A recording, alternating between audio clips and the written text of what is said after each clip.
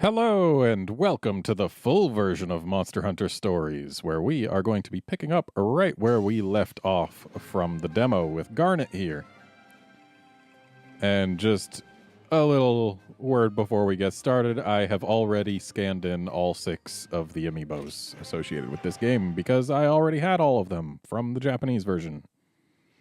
So we're going to have some eggs to hatch. And you know what? I think I'm going to go hatch them right now, because we can at least get one of them some XP from this. Plus, there is... Wait, how did I miss you, huh?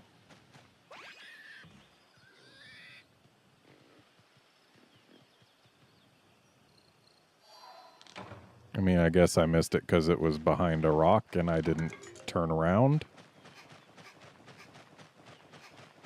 And... okay, you know what?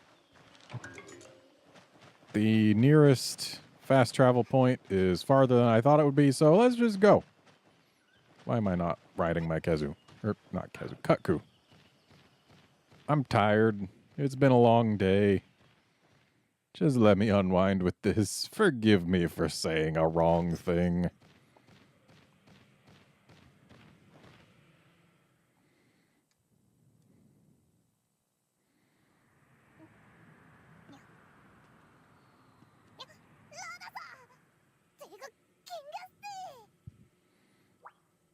Yeah, and we've seen this somewhere before. It's the demo. But they did kind of cut this off partway through.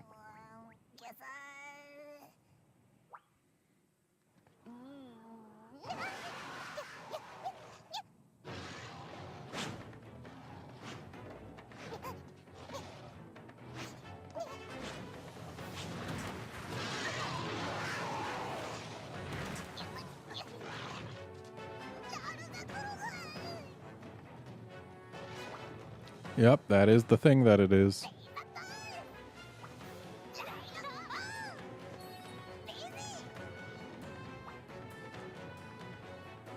Alright, demo's over.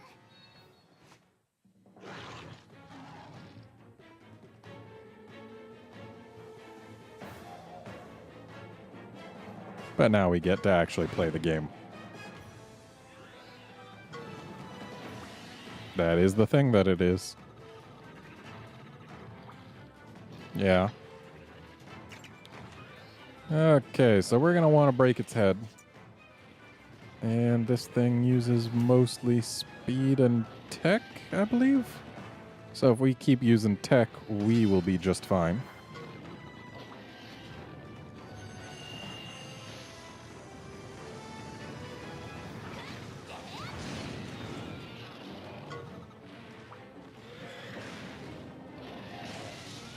Let's go ahead and speed things up just a little here. Yeah, I know. Yep. But we break its head.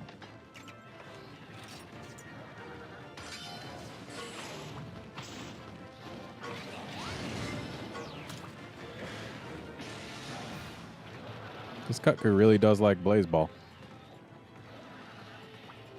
Yeah, that's kind of why I'm going for it. Oh, it uses speed and power. That's less good for me. But hey, I am totally fine with these clashes. Free damage in this case rather than free kinship, but I'll still take it.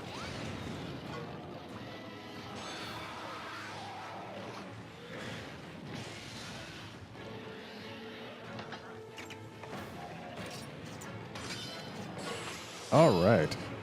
Hopefully this will get us the break. Yep, there it is. And now we can get kinship again. I'd love to show off kinship skills, but I ain't got no kinship at the moment. Oh, we're getting some right here.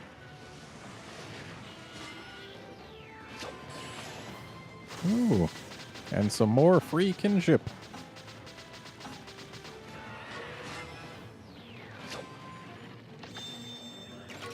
May as well hop up on here, even though that thing's already pretty weak. And I'm going to act as though it's going to use power right now, because I know a power's got to be coming soon. We'll go ahead and do this once more. Ooh, Killer Fang. That sounds nasty. Okay, let's just go ahead and use Fireball Expulsion.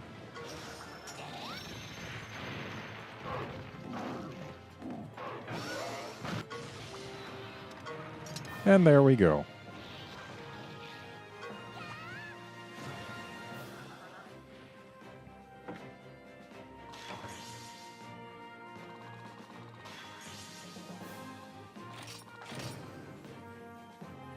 Hooray for getting just cash items. It's not like cash is a bad thing. It's just not the most exciting thing to get. We did do it. Not much. I'm just getting a gym badge is all.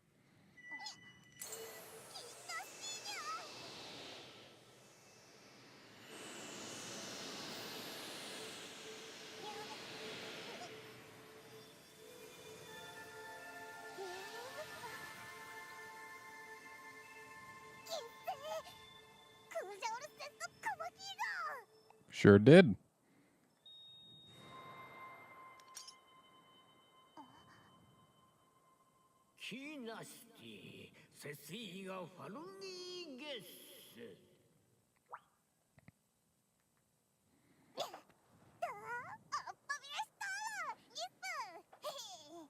It would be amazing if Naviru was actually standing on Rosarios right now and it got angry.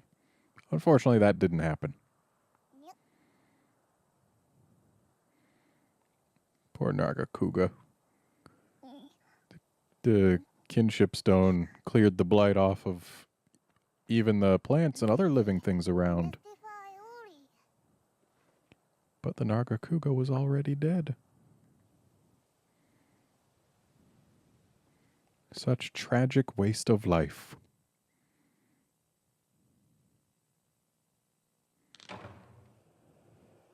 Yay!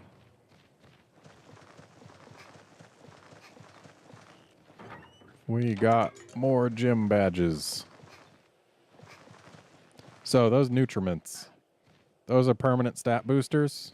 You can use, I believe it's up to 10 per monster. Don't use them until you've got monsters that you actually want to use in endgame, because they're not that easy to come by. And they don't raise stats by enough to really make a difference during the main story.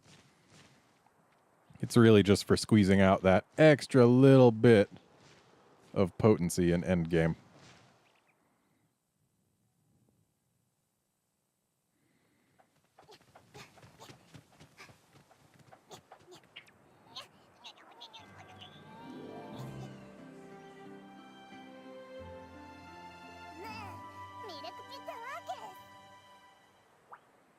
Yeah, why don't we, huh?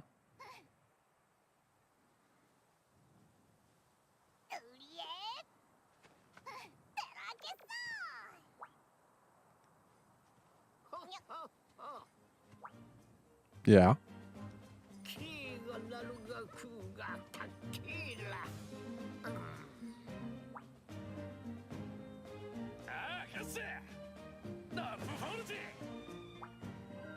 Mm-hmm.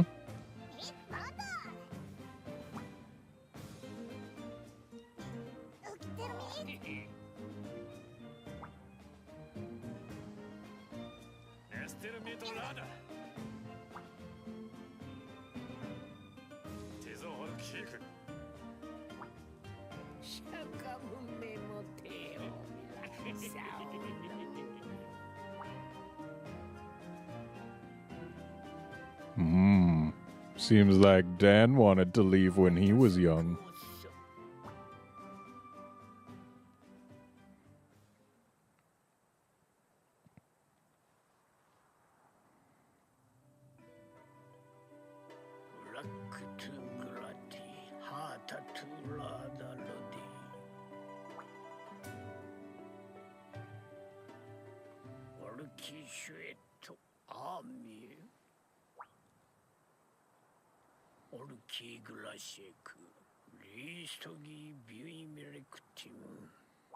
Will do.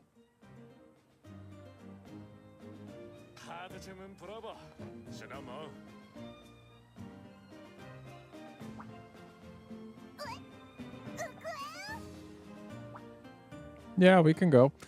Though we do have a Cutku, I'm sure we could safely just descend the cliff, but, I mean, the game wants us to go through the mountains, so...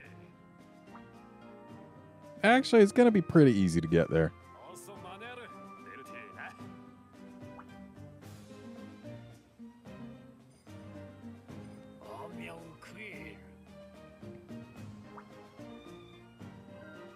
And what's that?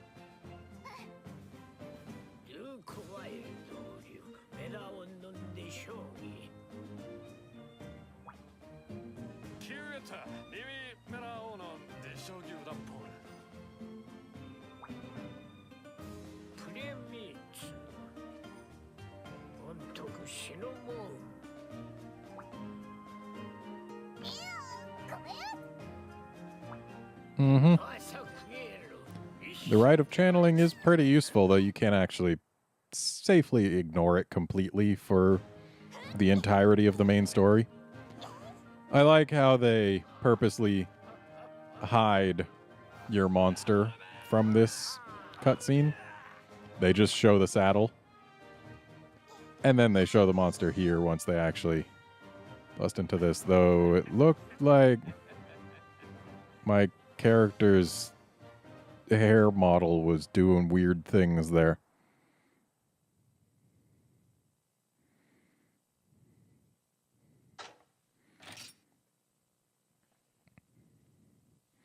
But yeah, first thing, once we get to another fast travel point, we are...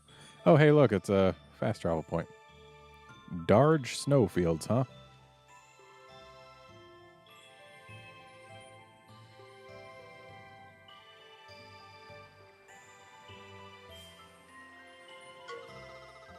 This is where we can first get a swimming monster. Yep, it is.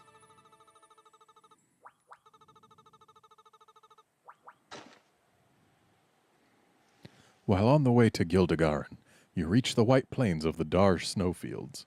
Chief Omna told you of a Wyverian who knows the secrets of the rite of channeling living here. All you know is that he's a young, handsome man. Where could he be?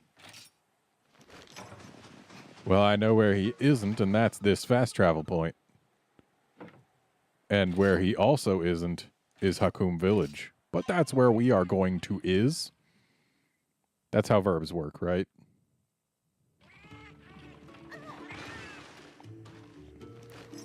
Okay. So these guys have stuff to say now that we're in the full version, but that can wait. Because we've got a few things to do around town. In addition to just hatching eggs.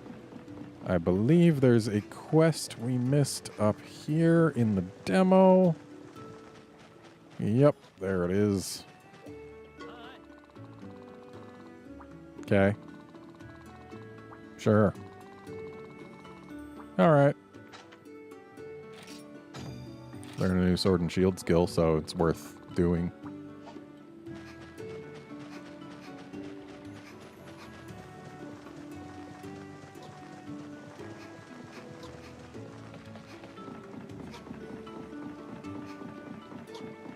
And we've also got a DLC quest to pick up from the quest board.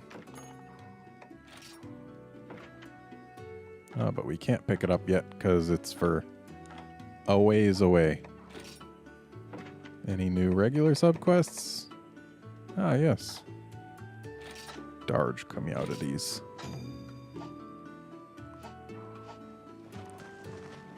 Okay, time for us to hatch some eggs.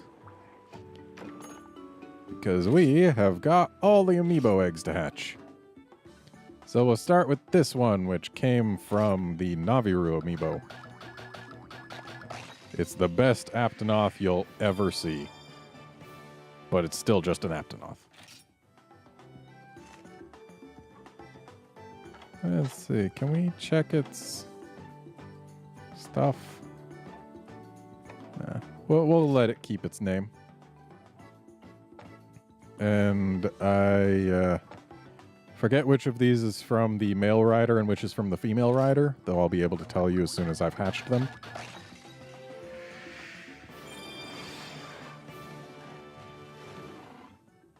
Okay, yeah, it tells us, actually. No, I can keep its name. They're not as... I don't think they're as good as they were in the Japanese one. I'm pretty sure the Japanese version, they had... Or no, they still only had the 7 skill slots. It was specifically Naviru's that had 9. The girls' Ratha got the better end of the deal because of where its open slots are located. It doesn't have a corner missing, and missing a corner is the worst to be missing other than the center in terms of number of bingos it denies you. So, yeah. For the corner alone, we're missing out on 3 bingos. Though we do only miss out on 1 more because it's right next to the other one that's missing, so I guess they're missing the same number. Either way, their Rathaloses are not worth using over the story one. So all of these first 3, the Naviru and the boy and girl Rathalos riders, I would say are not really worth using. They're like the Aptonoth, I guess, is okay until you have 5 monsties that are not Aptonoths. And the Rathaloses are outshone by the one that the story forces upon you. But then we get to these other 3, which are all pretty okay. And one of them is actually usable in endgame, which is great. It's not this one.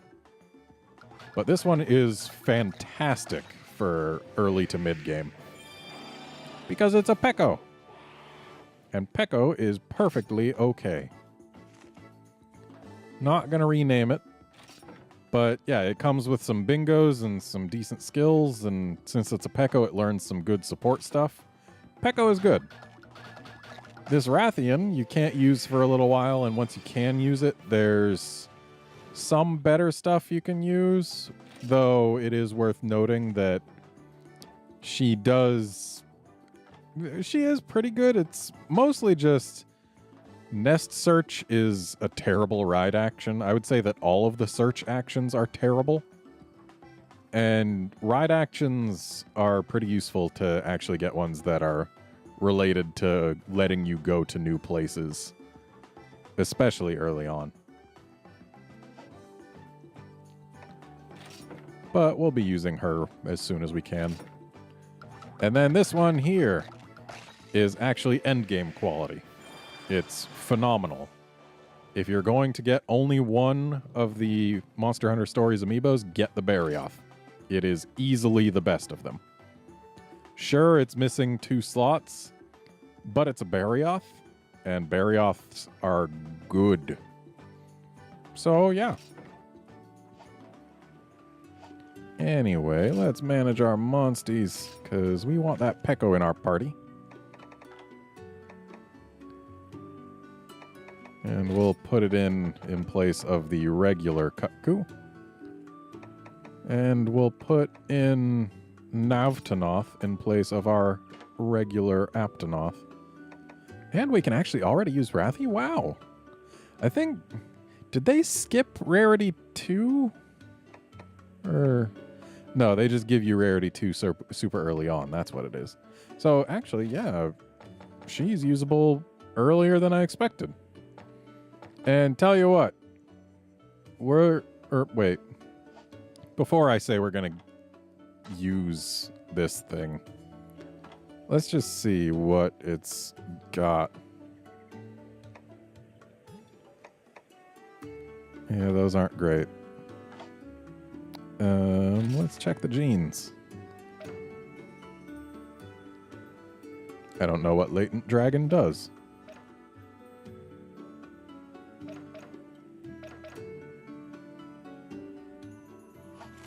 Yeah, I'm not going to say that we're going to use all the amiibo monsters.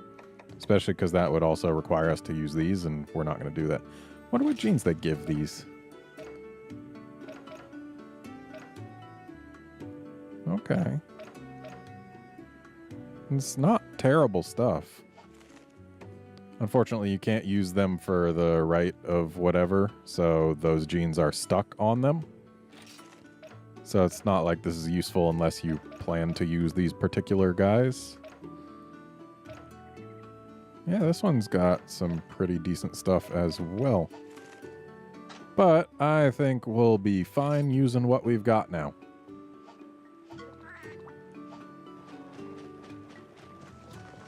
It'll be a little while before the Rathian and Peko are up to speed. But once they get there, we'll be totally okay. So off to Darge we go.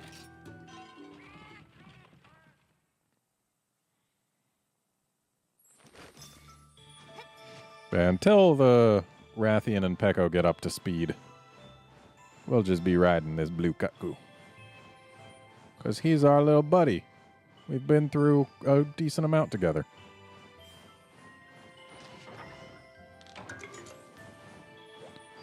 So, a tip for this game. Don't stop gathering. Just don't. If you're going to do all the post-game content, you're going to really wish that you kept gathering if you stopped at some point along the line. Like at least herbs, mushrooms, and honey. If you see them, grab them. And that hot mist is actually going to be a lifesaver right about now. They last for a good long while. And they protect the entire party from frostbite, which gives you like a 50% chance of being unable to act on a given turn. So protecting from it is pretty useful. And again, it works for the entire party.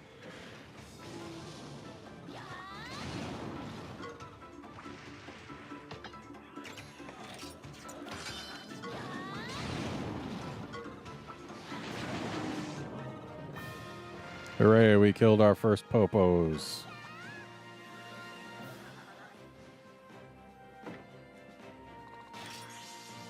And already Rathy and Dan's Kurapeko are level 3.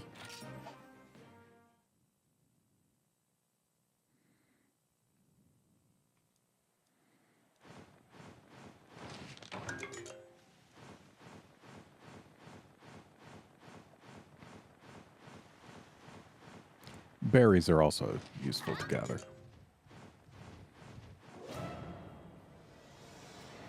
We're going to be fighting a lot of stuff that we don't necessarily need to right now because we want to level up our little guys.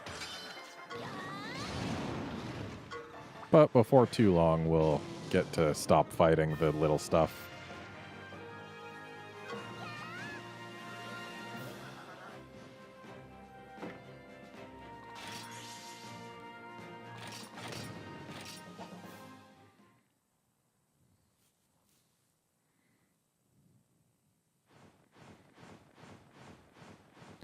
Be nice if we found some dens.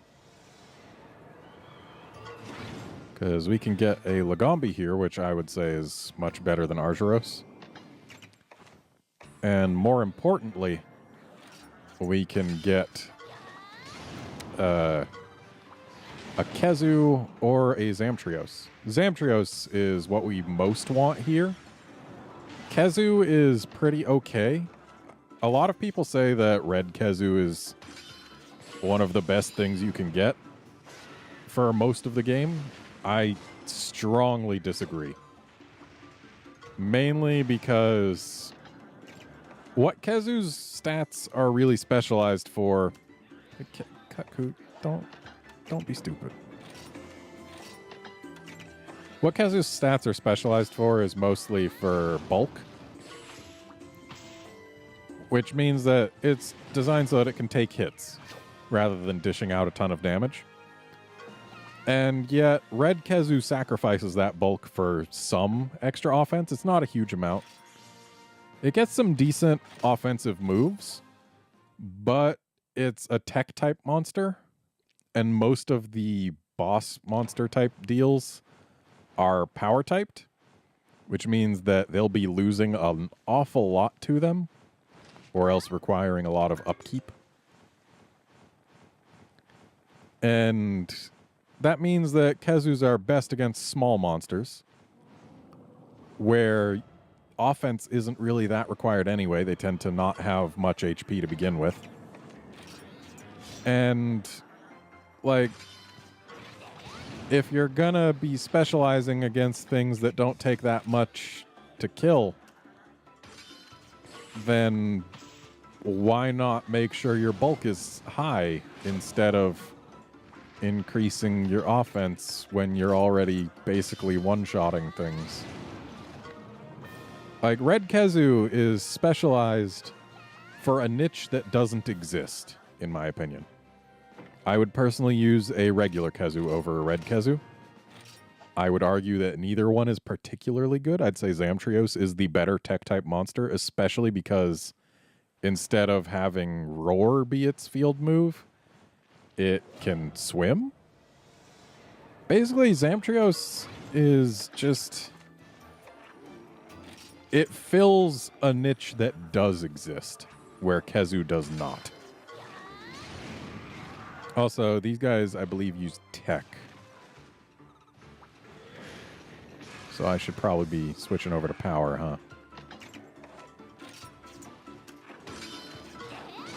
Though apparently these ones just want to use overpower, which is fine by me, because it's basically just them asking to die.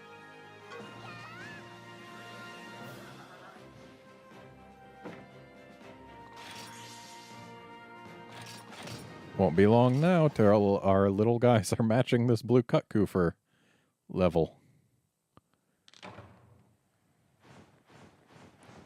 Alright, so now we just gotta continue on.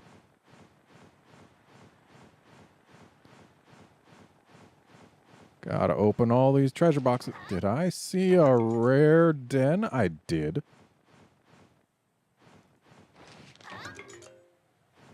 We are totally going into that rare den. Though it might take us a while to get there. Yeah, that's the cave, but we're not going through it just yet. What we're waiting for is for going into that rare den. It's a rare den, don't you know?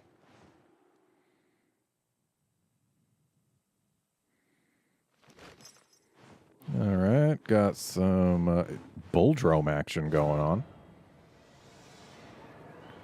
That's interesting, seeing a Bulldrome so soon. What do we have? Yeah, nothing great. So, let's try and get rid of these Fangos early. Because getting rid of extra sources of damage is always a good plan.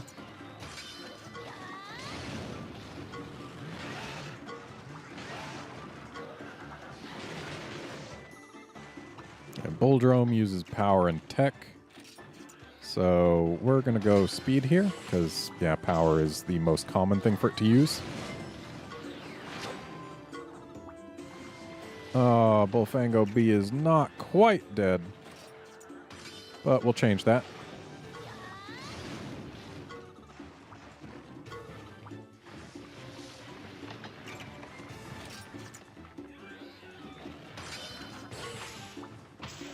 If only the Cutku had been using just a regular attack instead of Peck Onslaught, it wouldn't have taken the damage. But we're going to heal it a little bit right now, just by hopping on it.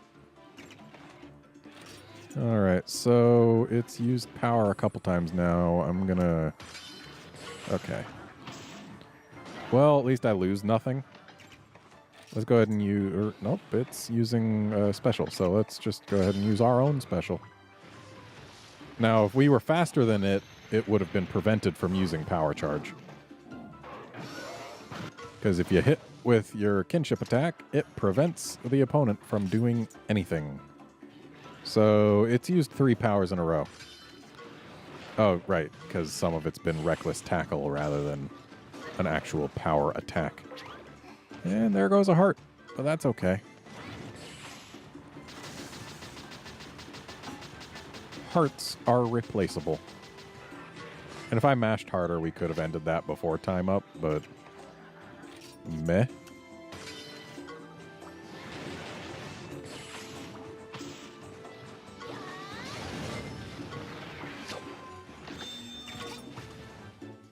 And let's go ahead and just use this again. And there we go. Killed our first Bulldrome. Bulldromes are among the more dangerous monsters in this tundra. At least early on. Simply because they're so prevalent, they can show up with small monsters as an entourage. And they do have relatively high damage output for how early you can encounter them.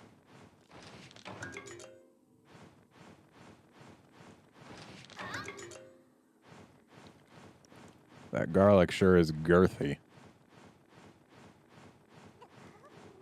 So what kind of nest have we got here? Hopefully a Lagombi. Or it's a Popo. It's a Popo nest. It's basically worthless.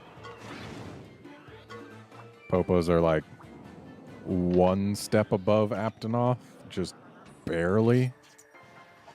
Honestly, I'm not even sure I would say that. Like, Popos and Aptonoths get different skills. And if memory serves, Aptonoths tend to at least have more, like, healing or defense-oriented skills. I mean, Popos have Snow Shroud, which I think has a chance of sealing special moves, which can be very useful. But it's also, like, not amazing. I'd rather have, in many cases, some healing. But either way, Popo and Aptonoth are so weak and so fragile, they are just not worth using once you can use something else at all.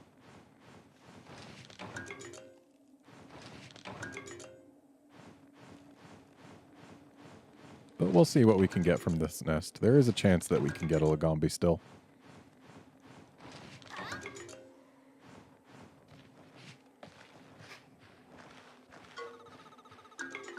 Ooh, we got us a frog. Keeping it.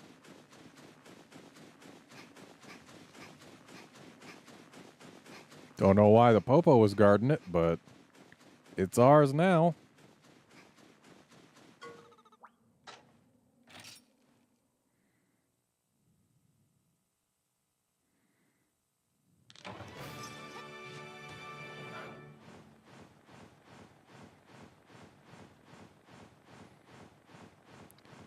So we are going to go ahead and activate the catavan stand.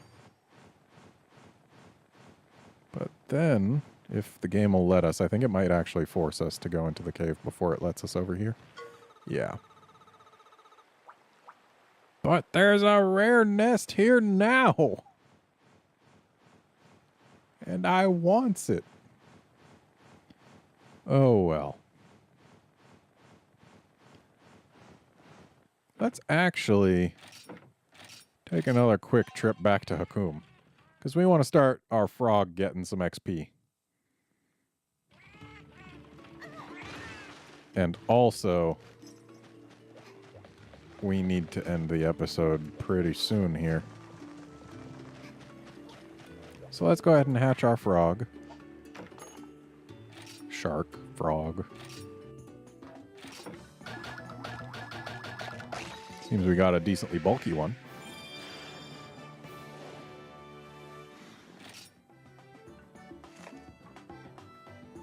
And hey, we can get it one bingo.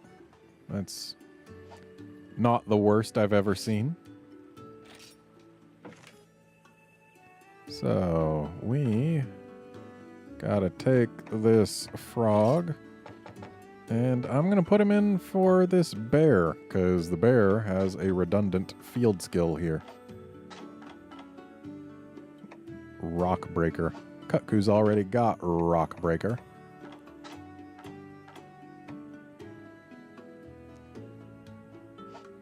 So yeah.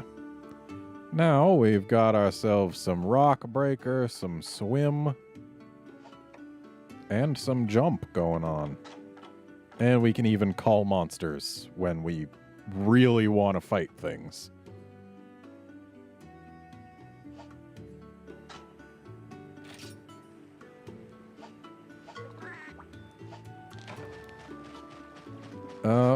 Yes, we did hatch all the amphibian monsters. All one of them. Sorry, Tiger Stripe Zamtrios is not in this game, despite there being a desert. It makes me sad too.